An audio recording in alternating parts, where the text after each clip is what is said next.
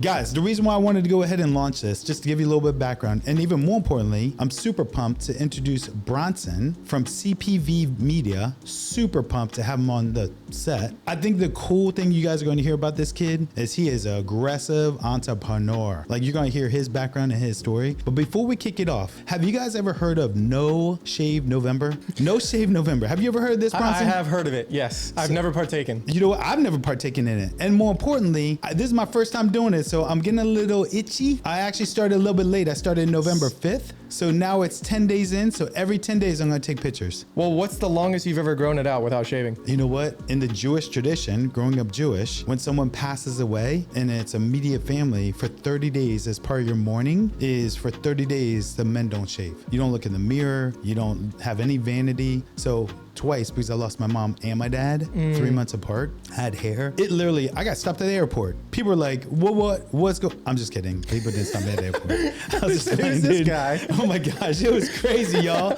But like back then it was a lot more black and filled in. This is a little more gray. I'm telling you, dude, the other day someone hit me up and said, how many grandkids you got? I was like, dude, I just turned 50. Yeah. Like, what are you talking about? But neither here nor there. It's all good. Bronson, we're here. We have you on Boss Up and Thrive. And the goal is just really to understand your story. And so tell us a little bit about yourself. Yeah, so my name is Bronson Carmichael. I own CPV Media, clearly. I started about 4 years ago, maybe 5, 2019, end of 2019. Okay. I graduated high school that year in May, and I went to a local college. It's Lord Fairfax Community College. Lord Fairfax. You're yeah, aware? I have heard of It's that. next to the dump, is what I tell people. Okay. So very nice description of where I used to go. It was depressing. Did it smell? No. Wow. No, thankfully. Probably had a lot of those air filters, air fresheners and all that. They were on top of it. Okay, I'm sure. Oh, they're definitely on top of it. On the dump. Okay. So yeah, I was doing community school and I was making about $8 an hour. Broke college kid. Meadows Farms, plant nursery. Oh, yeah. Okay. I'm sure you're aware. We've definitely been there a couple times. Yep. So I was working at the one in Warrenton, New Baltimore, right? And I was making $8 an hour. My boss thought I was making like 12. That just showed how much they cared about their people, right? Ridiculous. Yeah. So I thought to myself, like, man, nothing changes if nothing changes. So I started thinking of creative ways that I could make money. And I didn't even have it in my mind to start a business. I just wanted to make some side money. And I had a drone that I had gotten for Christmas one year. And so I just thought, you know what? I can probably do something with this. So after a lot of thinking back and forth on what I can do, I came to real estate agents selling property, selling land. So real quick, hold on. So you're going to school, working at a job, nursery, $8 an hour, saying there's got to be more. And then you said, I have a drone. How'd you get the drone? Christmas. It was a Christmas gift. Like that year, 2 years ago, Maybe 5 3 years before. Did you ever use the drone before? Yeah, a little bit, just for fun. But it's one of those toys where you play with it, put it away in the closet. Yeah. Right? So you just had this idea. I was like, I got this drone. There's probably a way to make some money, some extra money. So you just like, and why real estate agents? Why'd you pick realtors? Well, to me, it was just the obvious choice. Drones, cameras, land. Like, I could have went the surveying route, but it was just a little too complex. Okay. Whereas drone, you throw it up, take photos, collect your invoice, you're good, right? So that was what I had in my mind. And I was charging like $90 per job. $90 for a drone? For a job. So I'd drive like an hour to McLean. So you weren't making a whole lot of money with that? No. Okay. No. So I got to the point where I made like a couple $100s in a month and, collected my PayPal invoices. And I was like, oh, okay, this could actually work. And then I came across a specific real estate team. I don't know if you're aware of Platinum Group Real Estate. Love Platinum. Karen and Vicky, shout out to Karen and Vicky. Yeah, great. This was 2020, and they hired me to do inside photos for a house. I didn't have a camera, so I think I had to sell my dirt bike to buy a camera. So you sold a dirt bike because you saw an opportunity to work with a real estate team, Platinum Group, to be able to do inside photos. Yeah. How'd you meet them? How'd you get introduced to them? Cold calling and cold emailing. So A lot of that.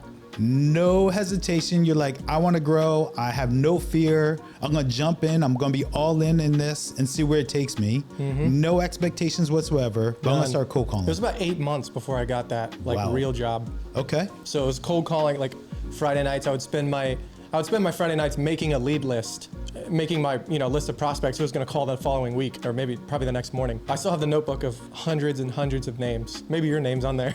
Oh, I guarantee my name's Probably on there. is. Maybe not. I was just playing. My name probably not on there. Somebody asked me to do it, and then I couldn't do the inside photos, interior photos, like interior photos to sell a house. Because you didn't have the camera. I didn't have the camera. And then so I sold my motorcycle to one of my cousins, bought a camera, and then I YouTubed, how to do this by myself. Actually invested in a course as well. And it was like $1,000 course on how to take photos, real estate photos. Okay. And then I did my first job, and then one thing led to another. COVID happened. People started wanting 3D tours, so I was kind of learning different things I could add and provide to these agents. It's 3D tours, then video, then floor plan. And that was 2020. Fast forward to 2024, we have 10 full-time employees. Wow. 6 are overseas in the Philippines. Okay. And we have 4 full-time photographers here in DC, Maryland, Virginia.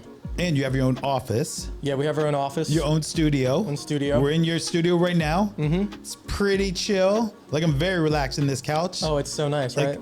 I could literally take a nap right now. Yeah. It's so nice. My next goal is to retire my mom, and I want to do that in the next couple of years. So why is that your why? It sounds like that's your passion. Yeah. So why would you could pick it? You say I want new shoes. You can say I want a new car. Mm-hmm. Why is it? What's going on with your mom? Well, my mom is a single mother, and she raised me and my sister on a $50,000 a year salary for a lot of the time that she raised us. She has never really had like a great life, like a really great life. She's never had it easy. She always had to work extra hard just to get the bare minimum. And so I thought to myself, I think like as men, we have our divine, like masculine purpose. For sure. So that's kind of what I want to fulfill. Like, I think all my time, energy, and money right now, my purpose is to take care of my mom and my sister. So I want to do everything that I can to make sure that they're always comfortable and that they never have to worry about anything. You can take care of me too if you want. Sign up. You know what? Oh, where do I? I got a pen. I already got it right here. Yeah. Bronson, let me ask you this because I'm super impressed. How old are you? 24. 24, and you started this when? I did my first office presentation at 18. So it was 18 when I started. So 2019, September was when I turned 19, so I was 18 a couple months before. So you have this idea, you want to make some extra money, you don't know where it's going, you're working at a nursery, good nursery, serving the client, serving the public. I want to make some extra money, got a drone I got as a gift. You want to go ahead and see if you can make a little bit of extra money. And so you start doing this, then there's an opportunity, other doors start opening, and all of a sudden, 4 or 5 years later, here you are, 10 employees, your own office, your own studio, sitting here, and the whole thing for you was your why. So you were able to figure out how to boss up and level up your business and continue to do so. Because are you done? Oh, no. I haven't even started. That's the way I see it. I'm sure you same way. Haven't even started. So when you talk about, like you had mentioned at one point, 7-star experience. I've heard of 3-star. I've heard of 5-star. I've never heard of 7-star. What's 7-star? So you know Brian Chesky, founder of Airbnb? Yes. That was one of his foundational philosophies with Airbnb, and that's how they were able to grow so fast. So the beginning, Airbnb was just a small group of customers around the world, maybe a couple hundred, right? And they wanted to make the experience so amazing for those couple hundred people that they would tell everybody that they know. Wow. That's how Airbnb grew. In our industry, real estate, right? That was the obvious decision for me. So that's been one of the foundational philosophies that I have carried and that I'm passing on to my team, everybody that I hire. And that has allowed us to grow so fast. I also think that ties your purpose to a foundational principle of how you want to serve and how you want to grow. Yeah. And then when you get buy-in from all your employees and your colleagues and people that work with you and for you, and that's promoted to the market, that's how you differentiate yourself. Mm-hmm. And that's where you can really disrupt a market like the real estate market, which is already saturated with photographers and images and all kinds of media folks. This gives you an opportunity to stand out. It's almost like that blue ocean strategy versus the red ocean. Yeah. You are creating a blue ocean because your purpose, your why, and your vision and your pillar of foundational principle is so strong. Yeah. Mm-hmm. Pretty cool. Yep. And that was just off the cuff. I can't believe I said all that without even that thinking. Was great, like, right? That was amazing. You tied all that together. Oh, I pulled that out somewhere. It was coming from somewhere, B. I'll tell you right now. So you always hear the philosophy of like under promise and over deliver. Yeah. And then you hear the promise of over promise and then under deliver. One thing that you and I had talked about, and you had mentioned it before, and I want you to drill down a little bit for everyone, is this whole premise of under promise and over deliver. Can you talk about that first, a minute or two? Yeah, well, maybe this is the same for you, but I learned that the hard way because I would always overpromise and underdeliver.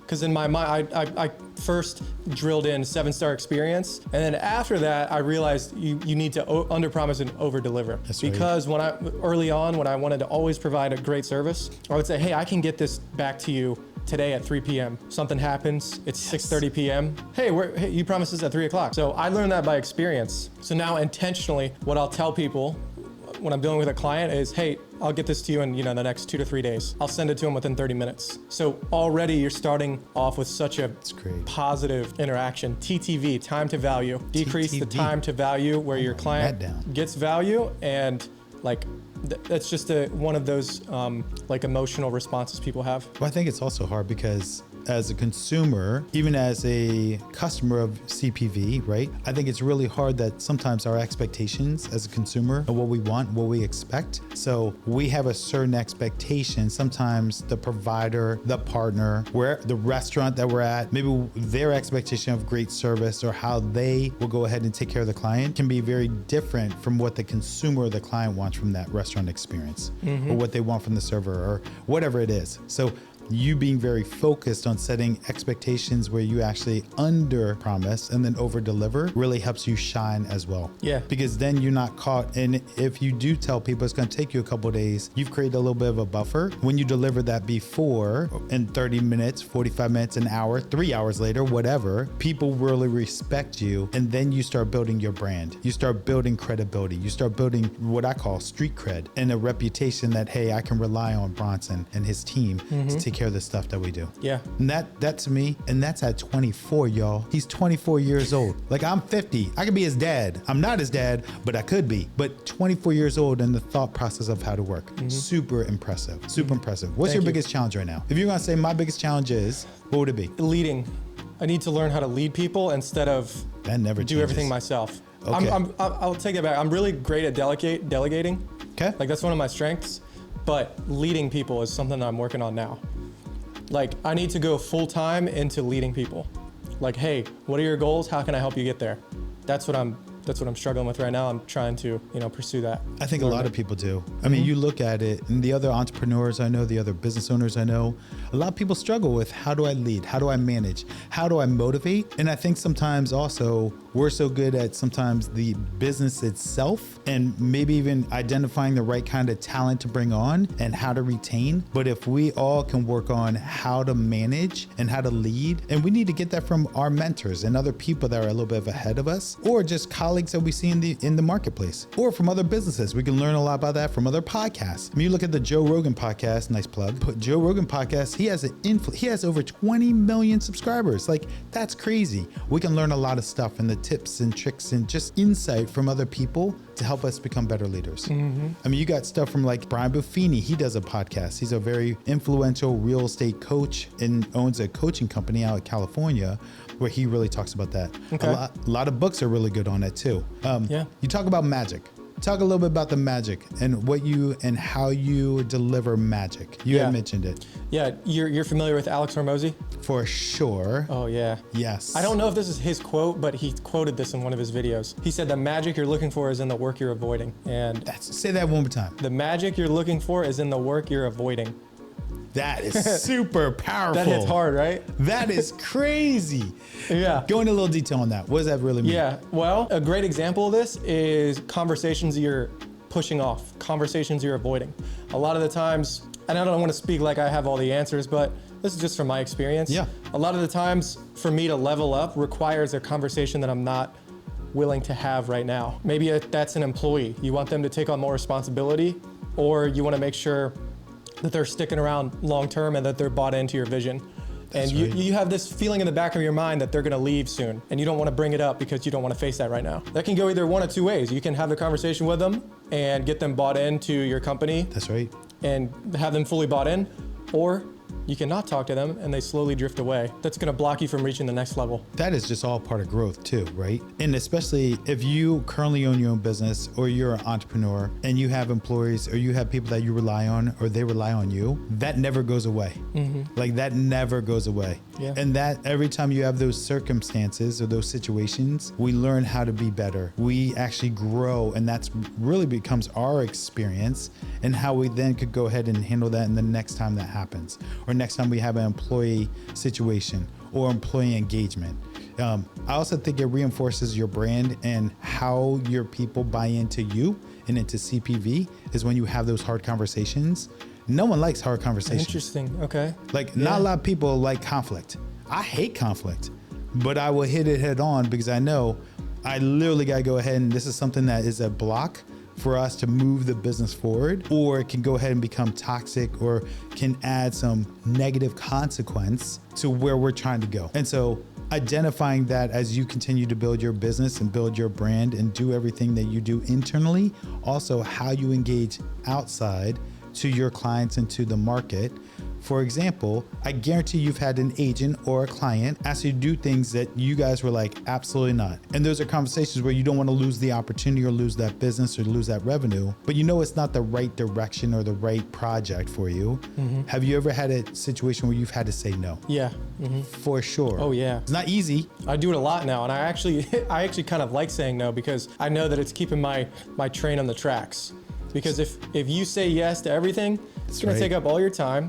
Right. You're gonna overpromise, underdeliver. Bronson, I was gonna say, and it's something that you are gonna resonate with what I'm about to say. When your values are clear, your decisions are easy. You heard Bronson talk about how he knows what is good for his company and what direction and where they are in today's market and where they want to serve and how they serve and who they serve. But when your values are clear, your decisions are easy. I'm gonna have to drill that one into my brain and remember that. We got that in our office. I literally had that printed. It's framed. It's in our office. We literally have it up. It's crazy. That's great. Say it again. So when your values are clear, your decisions are easy. When your values are clear, your decisions are easy. Right? That's a good one. Some good stuff, right? Yeah. So I want to ask you, so what do you do for fun? Hanging out with my family.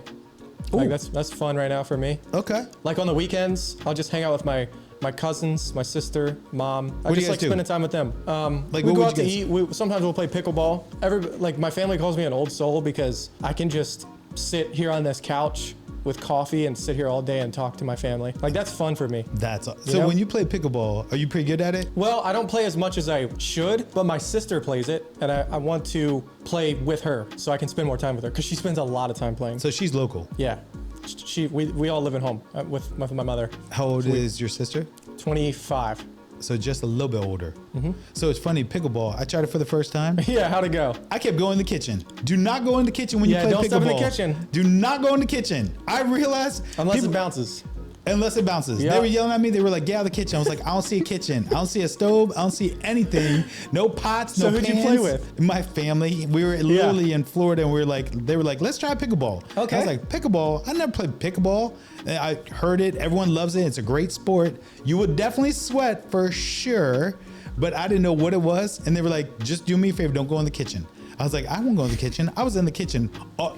Honestly, the first match, I was in the kitchen all the time. They were like, you're in the kitchen. It's the easiest thing to do, step in the kitchen. Because you want to get up there and smack it, you know? Plus, I love to eat. So I'm always in the kitchen. Oh. Like, it's crazy. Like, at home, there we go. I'm in the kitchen. It's crazy. So where in Florida was this?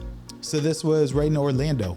So like at a resort, they have like the tennis courts and then they had some of the pickleball courts. I've noticed pickleball is something that is it's swept. I thought it was gonna be a fad. It is swept. There's pickleball champions. Spread like COVID. There's tournaments. Yeah. Like I know a gentleman that owns his own landscaping business in Centerville, Virginia. He literally travels across the world to different pickleball tournaments. I know a business banker. Him and his son play in tournaments of pickleball. I'm like, and that's the cool thing about pickleball. And this has nothing to do with anything that we're talking about bossing up and leveling and thriving, but it doesn't matter what age. Once you find your passion, it does not. It's agnostic. And what's cool about it is it's fun. It's just cool. So it's cool to hear that you actually like to go ahead and play pickleball. Yep. So we got to get you on a pickleball. We got to get you pickleballing. Yeah, we got to throw a pickleball like tournament with your team. We should do a pickleball tournament with the team. We should have multiple businesses do it. That's a really cool charity. That's a good idea. And make it tied to charity. Mm-hmm. Now you're leveling up. We're going to level up some pickleball. There we go. I like it.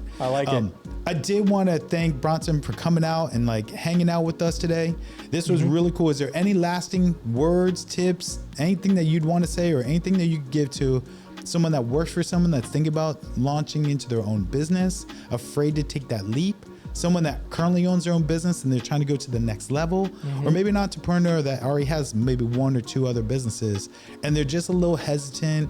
The elections are over. There's all kinds of stuff. There's still some really uncertainty in the marketplace. So anything that you'd give to really just be a tip, because I got a following and a final tip that I want to give everyone. Yeah. My only thing would be life is too short to care that much. I would just, whatever you're thinking about, just do it. If you want to start a business and you're scared of what could happen if you quit your job, just find out. You'll be fine. It's awesome. Like, life is too short to not take risks. You know what? That is awesome. You said just do it. I've heard that before. I think there's a shoe or something out there that has just do it. Something like that, right? We're going to give props to Nike. We love some Nikes. I'll tell you right now, for sure. I'm not wearing them today, but I promise you.